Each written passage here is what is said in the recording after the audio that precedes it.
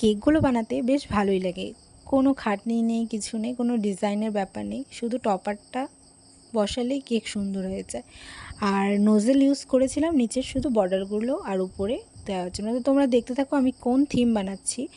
আর হয়তো তোমরা অনেকটা বুঝেই গেছো আমি কোন থিমের উপরে কাজ করছি। আর এইগুলো কাজ আমি রাতের বেলায় করে রেখেছিলাম, যাতে আমার সকালবেলায় শুধু আমি একটার উপরে একটা সেট করতে পারি কেক স্পঞ্জগুলোকে। তো আমি রাতের বেলায় করে রেখেছিলাম, তো সকালবেলা এই আমি কাজ শুরু করেছিলাম আমার।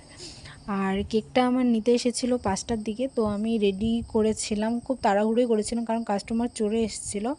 আর এদিকে আমি বার্থডে বয়ের নামও লিখে দিয়েছি টপারের মধ্যে।